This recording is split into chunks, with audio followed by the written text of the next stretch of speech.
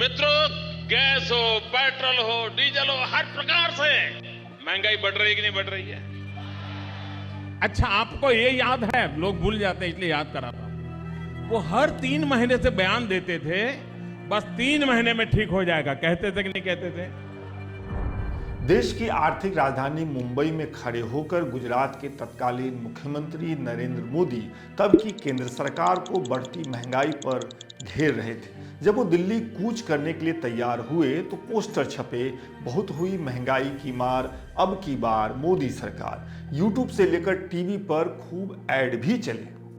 Petrol diesel के दाम हर बार बढ़ते गए तो स्कूटर खड़ा कर दिया, बस से चलने लगे।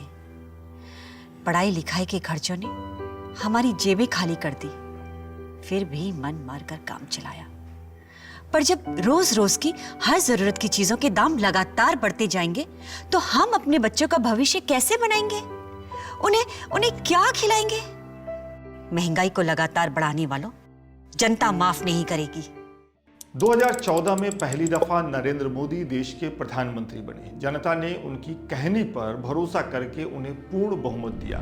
2019 में एक बार फिर जनता ने नरेंद्र मोदी की झोली सीटों से भर दी। वो दोबारा केंद्र की सत्ता में लौटे। कोविड आया, लाखों लोग पलायन करने पर मजबूर हुए, देश में महंगाई बढ़ी तो पीएम मोदी ने तेजी से हो रहे विकास और दुनिया भर में बढ़ती महंगाई का हवाला देकर अपने यहाँ की महंगाई के मार को हल्का बताया। देखिए, आज भारत दुनिया के उन देशों में है जहां विकास तेजी से हो रहा है और महंगाई दर नियंत्रण में है। आप कल्पना कर सकते हैं कि कोरोना के बाद दुनिया के कितने ही देश हैं जहां महंगाई ने सारे रिकॉर्ड तोड़ दिए हैं। उन देशों में गरीब हो, मध्यम वर्ग हो, आज महंगाई की वजह से हाहाकार मचा हुआ है। आप हमारे पड़ोस में ही देखें तो पाकिस्तान में महंगाई दर कितनी है। जिस वक्त प्रधानमंत्री देश की जनता को तेज गति से हो रहे विकास और आस पड़ोस के देशों में बढ़ती महंगाई का हवाला देकर ये समझाने की कोशिश कर रहे थे कि हमारे यहाँ स्थिति बेहतर है, ठीक उसी समय रुपया अमेरिकी डॉलर के मुकाबले तेजी से फिसलने लगा। वक्त के साथ फिसलन तेज हुई, उसे रोकने के सारे उपाय फेल हुए। वर्ष 2023 में 82.27 रुपया लेकर कोई जाता तो 1 अमेरिकी डॉलर पा जाता, लेकिन अप्रैल 2026 में 1 अमेरिकी डॉलर हासिल करने के लिए हमको 94.88 रुपया खर्च करना पड़ रहा है।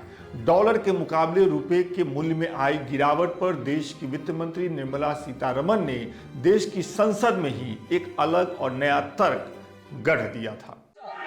सर, भारत की इकोनॉमी एकदम स्ट्रांग है। हमारे फिस्कल सिचुएशन स्ट्रांग है। हमारे फॉरेन एक्सचेंज रिजर्व इतना बरकरार है, सॉलिड भी है। इसके कारण आज हम डॉलर का व्यवस्था को पूरी दुनिया देख रही है। हर एक इमर्जिंग मार्केट का इकोनॉमी के साथ भारत को तुलने में हमारे रुपया ठीक चल रही है। अगर विपक्ष के सारे ऐतराज को नकार भी दें और केवल देश की वित्त मंत्री की बात को ही सही मान लें कि हमारी अर्थव्यवस्था एकदम मजबूत है, कहीं कोई दिक्कत नहीं है, सब चंगा है, तो सिलेंडर के दाम आसमान क्यों छू रहे हैं? पेट्रोल डीजल में 80 से लेकर 100% तक इथेनॉल मिलाकर सरकार किस चीज की भरपाई करने की कोशिश कर रही है या करना चाह रही है? आपको मालूम ही होगा कि जैसे ही 5 राज्यों के चुनाव पूरे हुए, वैसे ही सूत्रों ने बता दिया कि 19 केजी के कमर्शियल गैस सिलेंडर 993 रुपये महंगे हो गए हैं। अब एक कमर्शियल सिलेंडर 3071.50 रुपये का दिल्ली में मिला करेगा। वैसे आपको एक और बात बता दूं, तमाम सरकारी और सोशल मीडिया पर किए जाने वाले दावों के बीच जमीनी हकीकत यह है कि कमर्शियल सिलेंडर की सप्लाई बाधित है और जो मूल्य अभी सरकार ने तय किया है उससे 2000 रुपया देकर ही लोगों को ये सिलेंडर मिल पाएगा, ये अपने अनुभव से बता रहा हूं।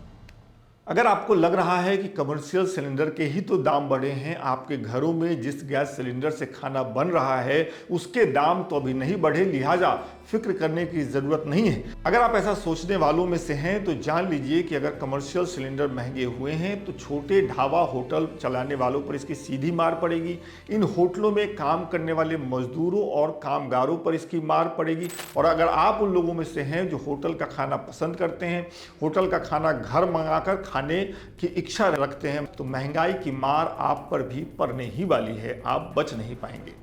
कमर्शियल तो कमर्शियल, उस छोटू सिलेंडर की कीमत भी 261 रुपये बढ़ गई है, जिसे प्रवासी मजदूर या गरीब लोग इस्तेमाल करते आए हैं। अप्रैल की शुरुआत में छोटू सिलेंडर जो 5 किलो का होता है 449 रुपये में मिलता था। मई की शुरुआत होते ही इसकी कीमत बढ़कर 810 रुपये हो गई है। अगर देश की अर्थव्यवस्था मजबूत है, सॉलिड है, कहीं कोई दिक्कत नहीं है, तो कीमत क्यों बढ़ाई जा रही है? गांव देहात में हर घर में सुबह शाम लकड़ी के चूल्हे से किसी भी तरीके से खाना बनने लगा है, लेकिन शहरों में रहने वालों के पास तो वो सुविधा भी नहीं है। उनके पास खाना बनाने के लिए तो गैस ही एकमात्र साधन है। गैस अगर उनसे छिन जाएगा, गैस अगर उन्हें नहीं मिलेगा, तो उनके लिए खाना बनाना भी मुश्किल हो जाएगा। नेता प्रतिपक्ष राहुल गांधी पहले ही अंदेशा जता चुके हैं कि चुनाव खत्म होते ही सरकार पेट्रोल डीजल की कीमत भी बढ़ा देगी। सरकार ने अभी तक ऐसी कोई घोषणा तो नहीं की है, लेकिन इस बात की घोषणा हो गई है कि अब 80% एथेनॉल मिले पेट्रोल उसी कीमत में आप खरीदेंगे जो अब तक 20% तक एथेनॉल मिले पेट्रोल के लिए आपको देना होता था। जानकार बता रहे हैं कि सरकार सीधे सीधे पेट्रोल का दाम न बढ़ाकर पेट्रोलियम कंपनियों को राहत देने के लिए रास्ता अपनाने की कोशिश कर रही है।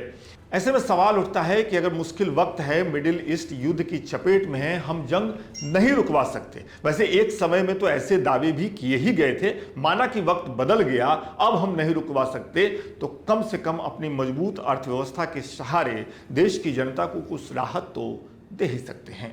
सरकार अपने खजाने से सब्सिडी दे, पेट्रोलियम कंपनियों को अगर नुकसान हो रहा है या उन पर आर्थिक बोझ बढ़ रहा है तो उसकी भरपाई सरकार करे, सरकारी खजाने से करे। जनता को गैस, पेट्रोल, डीजल उतनी ही कीमत पर मिलती रहे जितनी ईरान और अमेरिका युद्ध शुरू होने से पहले पर मिल रही थी। अगर सरकार के खजाने पर इस वजह से बोझ ज्यादा पड़े तो सारे सांसद, विधायक, प्रधानमंत्री, मुख्यमंत्री अपनी सैलरी और सुविधाओं में कटौती करके उसकी भरपाई करें।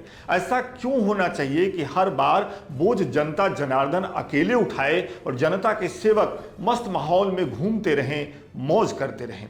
आखिर ऐसा कब तक चलेगा कि जनता बोझ तले दबती जाए और जनता के सेवक उस बोझ का तिनका भर भार भी खुद अपने ऊपर न आने दें? आपकी राय का इंतजार रहेगा। बहुत बहुत शुक्रिया।